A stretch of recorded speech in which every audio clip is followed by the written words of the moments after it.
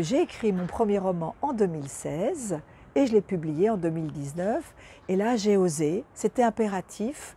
Et surtout, j'ai eu du plaisir à inventer des histoires, à transformer des réalités.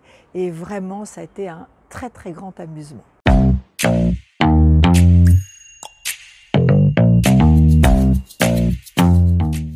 Alors, je suis née à Brest. Je suis l'aînée d'une famille de 6 enfants. J'ai vécu beaucoup en Bretagne et puis après en région parisienne. Donc j'aime la mer, j'aime les grands espaces, j'aime voilà, le vent, la nature bretonne. Et c'est vraiment important pour moi.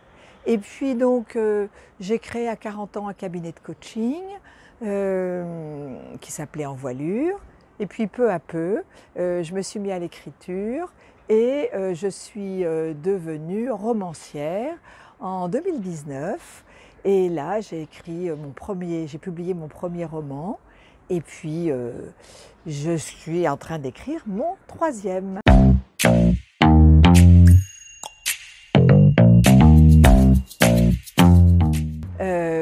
En fait, écrire, j'ai toujours pensé que ce n'était pas pour moi. D'abord, j'ai beaucoup lu, énormément lu, enfant, adolescente, pas tout le temps. Et puis, j'étais pas bonne en orthographe, donc on disait que j'étais mauvaise en français. Et puis, à 40 ans, j'ai créé mon cabinet de coaching et j'ai eu un site internet. Et en 2012, j'ai donc, plusieurs années après, créé mon premier blog. Et c'est en créant mon premier blog que j'ai découvert que les lecteurs appréciaient mes angles. Voilà, appréciaient mes angles.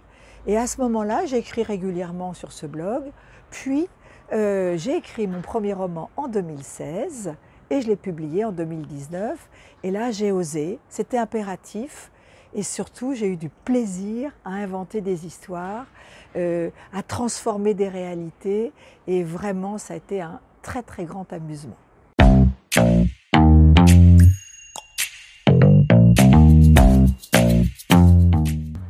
Alors, les romans qui m'ont inspirée, j'en ai pas. En fait, j'ai énormément lu, je lis encore beaucoup, mais je ne dirais pas que les romans m'inspirent. Ce qui m'inspire, c'est la vie, c'est mes rencontres, c'est ce que j'ai pu expérimenter et que je transforme pour en faire quelque chose de léger, qui donne du plaisir, de la dynamique. Mais je n'ai pas d'auteur qui m'inspire.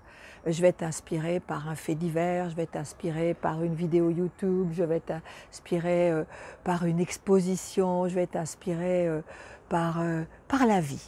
Voilà, c'est ça qui est le plus important pour moi, c'est la vie que je peux vivre, les relations que je peux avoir, et puis comment je peux tricoter cela pour en faire une histoire qui donne envie de vivre, qui donne envie, qui donne de l'espérance. Voilà.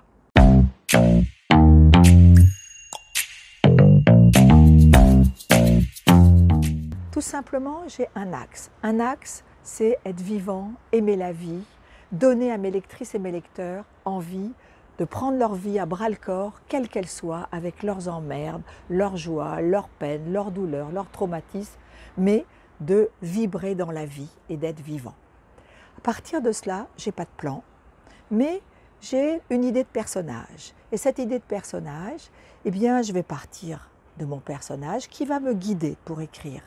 Et c'est pour ça que j'ai besoin de me décentrer de moi, parce que si je me vois, ça n'a rien d'intéressant pour un lecteur.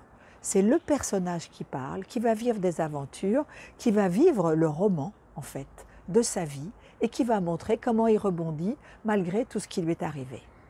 Alors, c'est ce qui s'est passé pour Esperanza, c'est ce qui se passe dans Libérer les secrets ou dans ma nouvelle Le sorcier amoureux.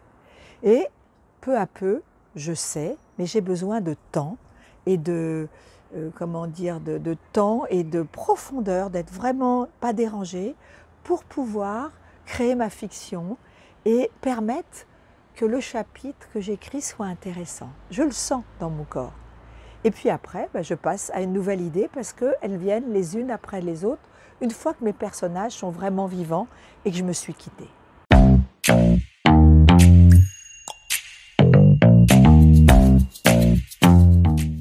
roman Cerise au soleil est l'histoire d'Esperanza, qui a la soixantaine, qui est quittée par son homme un soir du 31 décembre et qui, après 2 ans de remise en question et de pleurs, va reconstruire sa vie. Elle va rencontrer un éditeur qui va lui proposer d'écrire parce qu'elle déménage et donc elle a des nouvelles personnes qu'elle rencontre. Et je me suis amusée à trouver des situations pour lui permettre de rebondir et elle va devenir écrivain à succès. Alors pourquoi Cerise au soleil ce titre? Parce que pour son premier roman, elle utilise une personne qu'elle connaît, qui s'appelle Soleil, et elle va utiliser ce qu'elle a deviné de son histoire pour en faire son premier roman. Et donc elle va débaptiser Soleil pour l'appeler Cerise, son personnage de roman, et c'est pour ça que j'ai écrit Cerise au soleil. Et cerise, c'est un joli fruit rond, rouge, avec un petit noyau à l'intérieur. Ce petit noyau, eh bien, ce sont les traumatismes de la vie, les difficultés de la vie, mais ce qui n'empêche pas d'être un beau fruit magnifique qui donne de l'appétit. Et c'est ça que je veux transmettre à mes lecteurs.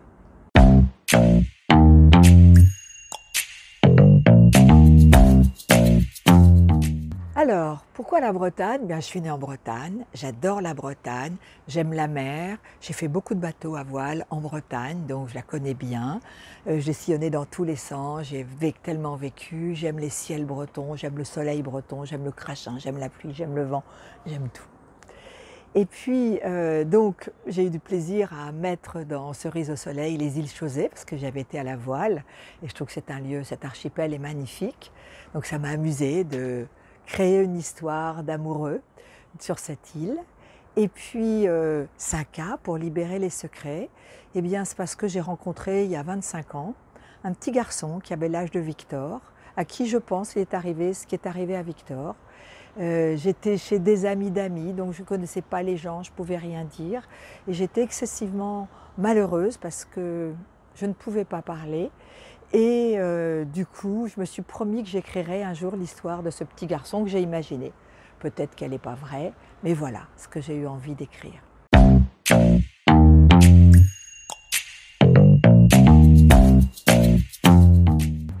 Alors, ce que je suis en train d'écrire, c'est la suite de Libérer les secrets, le tome 2. Donc, c'est un tome qui, après avoir parlé des difficultés de 2 enfants, je parle davantage de leurs parents, de comment, dans les années, fin des années 50, leurs mères ont pu se décorseter, oser se remettre à travailler, oser sortir de leur rôle de femme au foyer, aidées ou non par leur mari, avec toutes les difficultés des enfants, de remettre son travail, voilà. Et donc, j'ai choisi la période fin des années 50 parce que ça me permet de dire des choses différentes, parce que le statut des femmes n'était pas le même, ni le statut des enfants. Et ça me permet de dire des choses différentes et de faire passer toujours ce que je veux faire passer, c'est-à-dire les rebondissements de la vie. On peut aimer la vie, quelle qu'elle soit, et que ce n'est pas parce qu'elle va dans un sens qui est négatif pour nous, qui est terrible parfois, qu'elle ne peut pas changer, que ce sens ne peut pas changer, que la vie ne peut pas rejaillir autrement. Et c'est ça que je veux insuffler.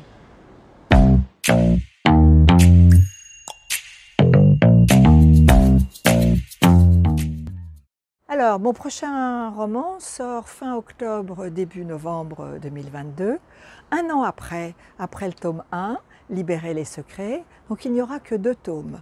Tome 1, tome 2, parce que je me suis centrée sur la période 57-58, l'enfance de Victor et Rosalie, et la vie de leurs 2 mères, Mélanie et Madeleine, qui vont justement se décorseter et oser vivre la vie qu'elles portent en elles, et ne pas rester mère au foyer.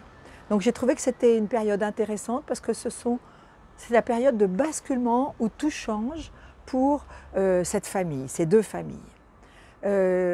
il y aura le prologue, toujours, où l'on voit Rosalie et Esperanza se présenter leur succès. Donc Esperanza, une héroïne de Cerise au soleil, et Rosalie, à la soixantaine, elle est en train de présenter son beau travail. Donc on sait que Rosalie a transmuté toutes les souffrances de son enfance.